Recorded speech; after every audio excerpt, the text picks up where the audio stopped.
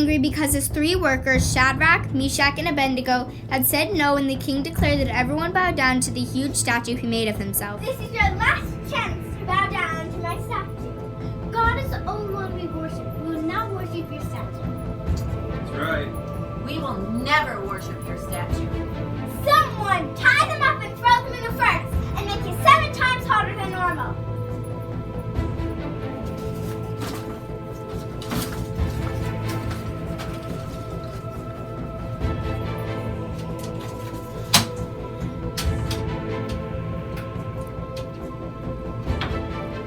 Now he walks over to the furnace, and he was very surprised when there were 4 men walking around. Shadrach, Meshach, and Abednego, come over right now. When they came out, everyone noticed that the fire had not hurt them. They did not even smell like smoke. King Nebuchadnezzar was amazed, realizing what had happened. Your God has sent an angel to protect you. You disobeyed me and faced death rather than worship someone other than God. I declare that no one in any country can say anything against the God of Shadrach, Meshach, and Abednego, because no God can do what their God can do.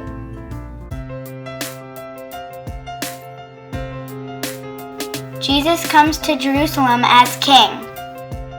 As they approached Jerusalem, Jesus sent 2 disciples, saying to them, "Go to the village ahead of you, and at once you will find a donkey tied there, with her colt by her. Untie them and bring them to me. If anyone says anything to you, say that the Lord needs them, and he will send them right away." The disciples went and did as Jesus had instructed them. They brought the donkey and the colt and placed their cloaks on them for Jesus to sit on. A very large crowd spread their cloaks on the road, while others cut branches from the trees and spread them on the road.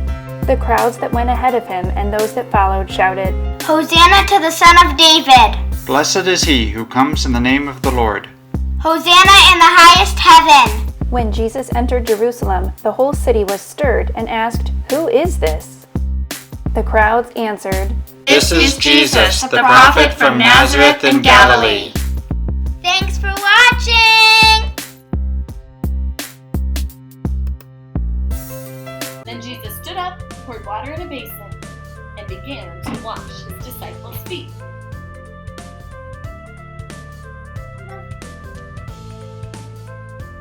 Then Simon Peter said, "You shall never wash my feet."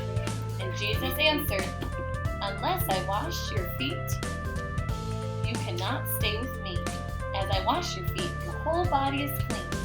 But woe to the one who will betray me."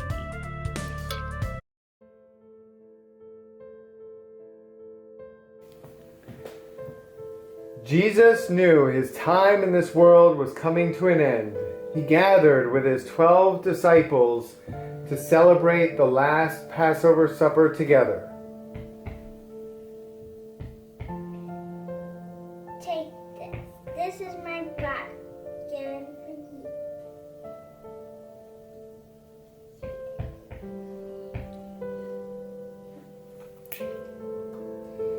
Drink this.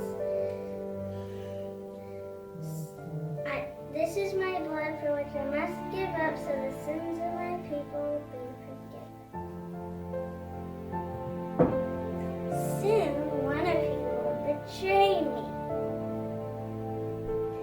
Not me. Not me. Not me. Not me. Not me. Me. Not me. Me.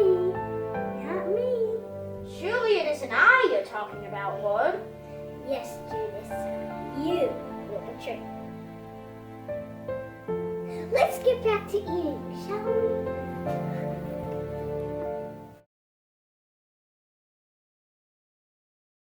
Disciples went to the Garden of Gethsemane to pray. He threw himself on the ground. He began crying and saying, "Father, everything is possible for you. Take this cup from me. Yet not as I will, but your will be done." After he had prayed this prayer 3 times, he woke up his disciples and told them, "The hour has come." And Judas came and betrayed Jesus with a kiss.